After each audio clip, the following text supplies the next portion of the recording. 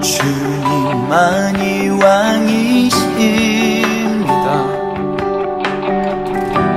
주님만이 왕이십니다. 내 삶에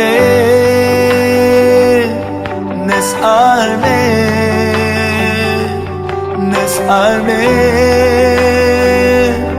내 삶에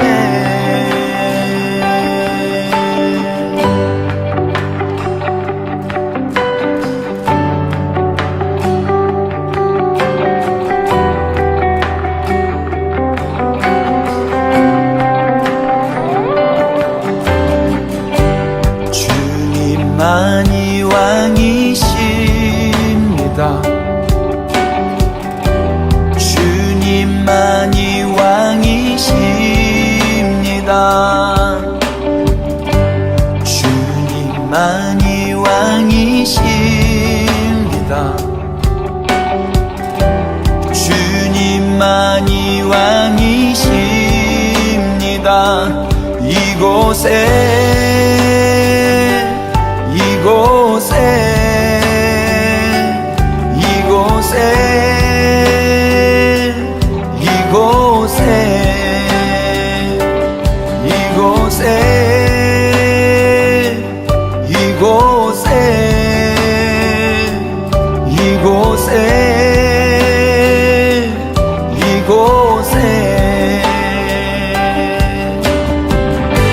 주님만이 왕이십니다. 주님만이 왕이십니다. 주님만이 왕이십니다. 주님만이 왕이십니다. 온 땅에 온 땅에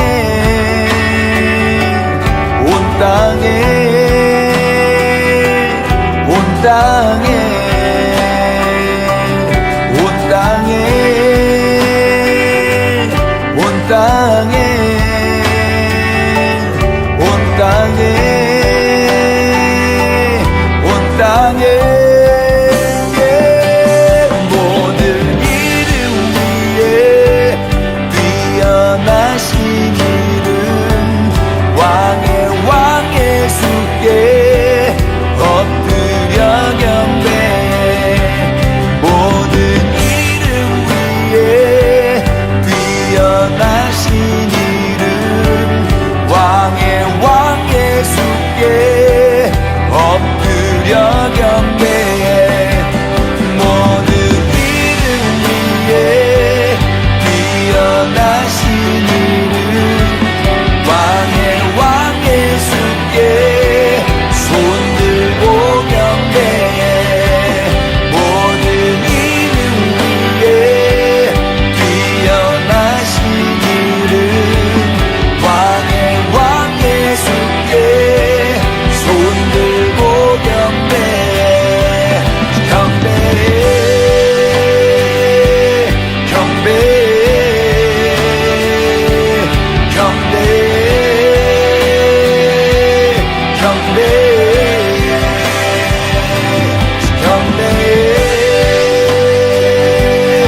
경배해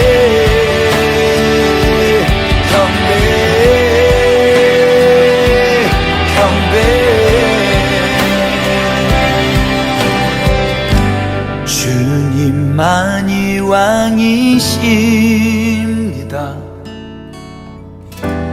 주님만이 왕이십니다. 주님만이 왕이십니다. 주님만이 왕이십니다.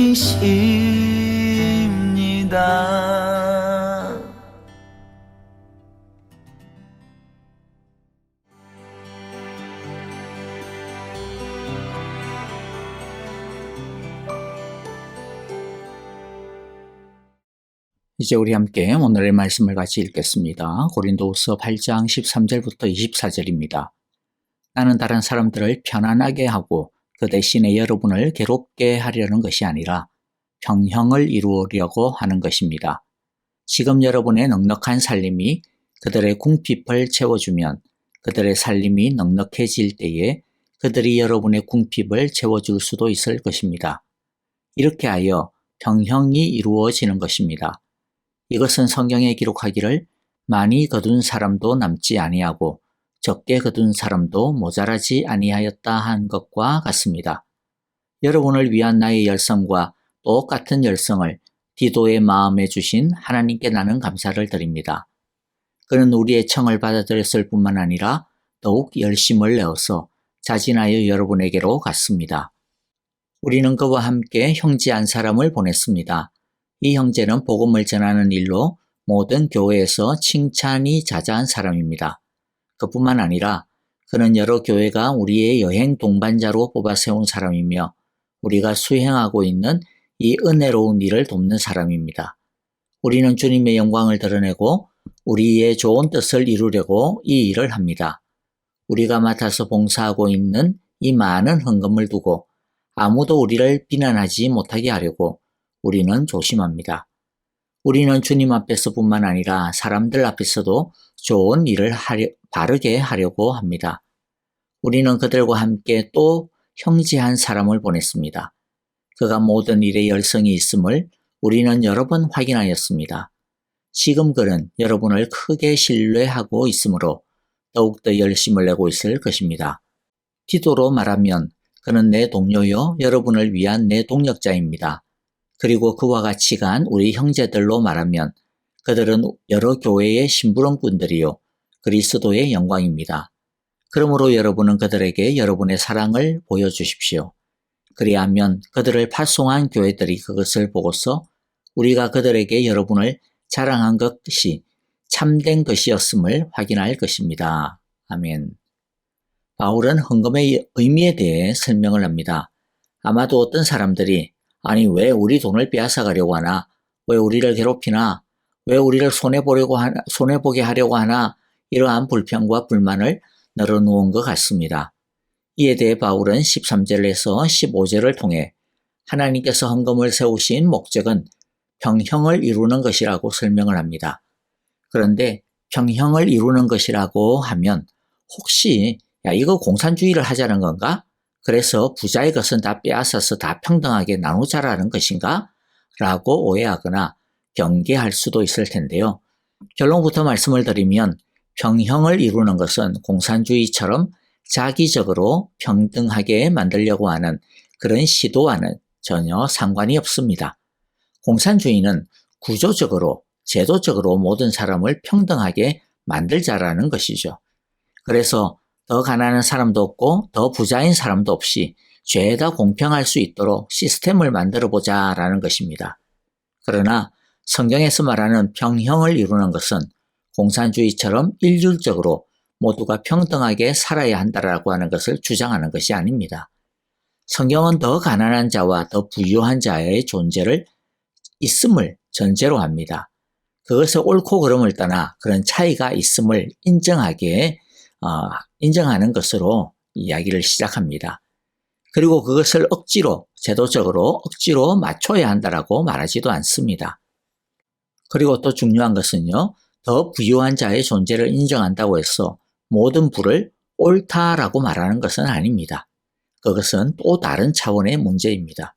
성경은 건강한 부, 깨끗한 부, 정당한 부, 올바른 부에 대한 강조를 많이 하고 있다라고 하는 것만을 여기서는 알려드리고자 합니다. 자, 여기서 평형케 한다, 공평하게 한다라고 하는 것은 자발성에 기초합니다. 억지로 몇 % 떼어서 내라 이런 식으로 하지 않습니다. 헌금의 기초가 무엇이었습니까? 어제 우리가 이미 살펴보았는데요. 12절입니다. 기쁜 마음으로 각자의 형편에 맞게 바치면 하나님께서는 그것을 기쁘게 받으실 것입니다. 하나님께서는 없는 것까지 바치는 것을 바라지 않습니다. 하나님의 평형함, 공평함은 억지로 빼앗아서 하는 것이 아니라 하나님께서 각자에게 주신 것을 가지고 하나님의 은혜에 은혜에 감사함으로 기쁜 마음으로 각자의 형편에 맞게 바치는 것입니다. 하나님은 사람을 로봇처럼 또는 자유가 없는 노예처럼 취급하지 않습니다. 하나님은 우리가 하나님의 마음을 깨닫고 그 마음을 가지고 사랑으로 자발적으로 나누기를 원합니다. 넉넉한 자가 부족한 자를 돌아보는 사랑의 마음이 공평한 공동체를 이루는 핵심인 것입니다. 바라기는 우리에게 야 이건 내 거야. 이건 내 것이니까 내 마음대로 사용해도 돼 라고 하는 욕심이 아니라 이것은 하나님이 나를 통해 흘러가라고 나에게 맡기신 하나님의 것이야. 그러므로 나는 하나님의 마음으로 하나님께서 돌보기를 원하시는 사람들이 누군지 알아보고 그들을 섬기겠어. 나는 복의 통로가 될 거야. 라고 하는 공평의 마음이 풍성하기를 간절히 기도합니다. 우리는 바울이 전도에 열심이었다라고 하는 것을 잘 알고 있습니다. 그런데 바울의 서신서나 사도행전에 보면요. 바울은 전도뿐만 아니라 여러 헌금을 거두는 데 있어서도 굉장히 열심이었다라고 하는 것을 볼 수가 있습니다. 특히 요즘으로 하면 선교 헌금, 구제 헌금을 거두어 필요한 곳에 전해주는 것이 중요했습니다. 이것은 이제 간 예수를 믿어 신앙생활을 시작한 베이비 성도들에게도 동일하게 강조하였습니다. 왜 바울은 이렇게 헌금을 하는 것, 나누는 것을 강조했을까요? 왜냐하면 첫째, 신앙이란 말만 그럴싸한 것이 아니기 때문입니다. 마음만 달라지는 것이 아니라 진짜 신앙이란 생각이 달라지고 가치관이 달라지는 것입니다. 돈은 모든 사람에게 매우 중요한 것입니다. 예수님도 그래서 재물이 있는 곳에 사람들의 마음이 있다고 하셨고 성경은 돈을 사랑하는 것이 모든 죄의 근원이라고 했습니다. 그만큼 돈은 사람에게 중요합니다. 아무도 아니라고 반박하지 못하실 것입니다. 그래서 종교개혁자 마틴 루터는 이런 유명한 말을 했습니다. 사람은 세 가지 면에서 진정한 회심을 해야 한다. 첫째, 머리의 회심이요. 둘째는 가슴의 회심이요. 셋째는 지갑의 회심이다. 그래서 바울은 믿음과 회심 그리고 예수님을 주인으로 모신다라고 하는 이 증표로 지갑의 회심을 강조하는 겁니다. 또 헌금을 강조하는 것은요.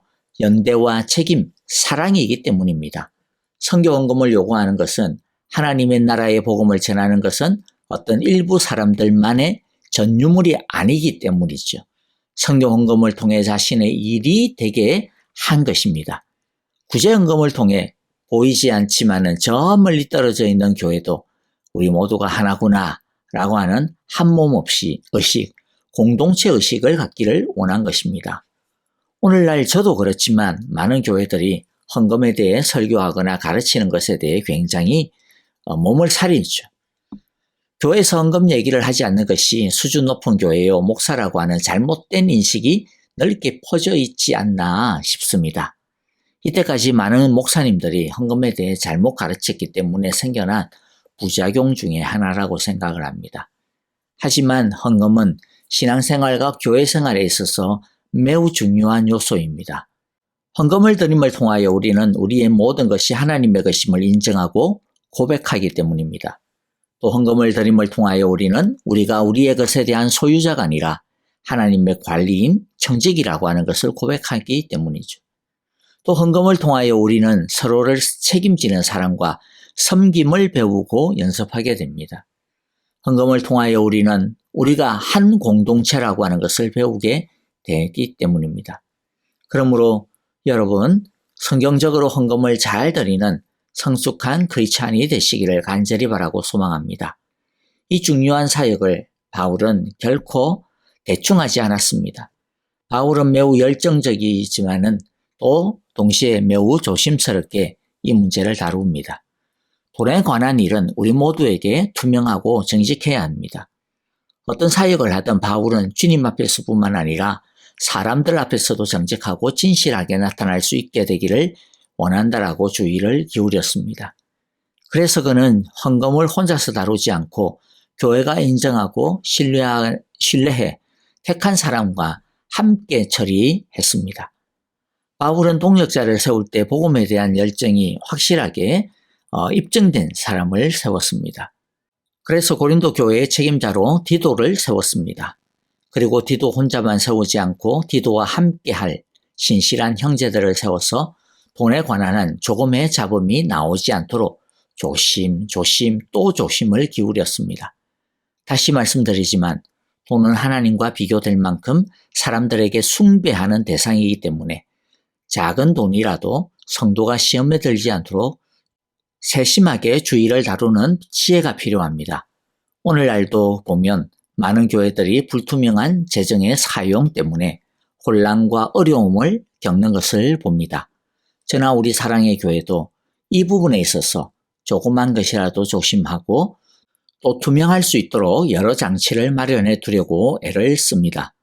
이에 대해 우리 교회를 위해서도 여러분들 계속 기도해 주시기를 바랍니다. 서로가 시험 들지 않도록 기도해 주시기를 바랍니다. 마지막 23절부터 24절을 보면요. 바울은 디도를 고린도 교회가 다시 뜨겁게 환영해주고 빠져줄 것을 부탁하고 있습니다. 복음사역자를 귀하게 여기고 영접하는 것은 하나님 나라를 이루는 데 있어서 너무나도 중요한 일입니다. 복음사역자를 귀하게 여기고 영접하는 것은 주님이 기뻐하시는 일입니다. 이제 말씀을 마무리합니다. 헌금을 하는 것을 바울은 이렇게 부릅니다. 은혜로운 일, 좋은 일. 헌금은 부담스러운 일, 거북한 일이 아닙니다. 헌금은 공동체의 사랑을 세우는 실제적인 중요한 일입니다. 디도와 또 이름이 알려져 있지 않은 동역자 형제에 대해 바울은 그들의 열심과 간절함, 정직함에 대해 자랑스러워하고 있습니다. 우리도 이 은혜로운 일, 좋은 일에 열성을 다하는 예수님의 제자들이 다 되시기를 기도합니다. 너희의 사랑을 보이라는 주님의 말씀에 기쁨으로 순종하는 우리 모두가 되시기를 간절히 기도합니다. 자, 이제 우리 오늘 말씀을 마음에 새기면서 함께 찬양 드리기를 원합니다. 자, 이제 찬양을 하면서 오늘의 말씀을 다시 한 번 더 마음에 새기기를 원합니다. 또 우리 교회를 위하여 기도해 주실 때에 여러분들 재정적인 어떠한 회계적인 어떠한 사고 때문에 주님 우리 교회는 시험 들지 않게 하여 주소서라고 여러분들 기도해 주시고요. 그리고 또 우리 모두 이 은혜로운 일, 좋은 일에 더 뜨겁게 참여하는 귀한 은혜가 있기를 바랍니다. 여러분들 특별히 우리 아프신 성도님들, 연로하신 우리 어르신들을 기억하시면서 함께 기도해 주시고요. 그리고 또 우리 형제자매들을 위하여 기도해 주실 때에 우리 아프신 성도님들 그리고 또 연로하신 성도님들 위하여서 기도해 주시고요. 또 우리 선교사님들 위하여서도 기도 부탁을 드립니다. 그리고 또 슬픔을 당한 우리 피로 선교사님 가정을 위하여서도 여러분들 기도해 주시고요. 목요일 날 오후 2시에 하관 예배가 있습니다. 우리 참여하실 수 있는 분들은 또 함께 많이 참여하여 우리 예수님의 사랑을 같이 함께 나누는 귀한 은혜가 있기를 바랍니다.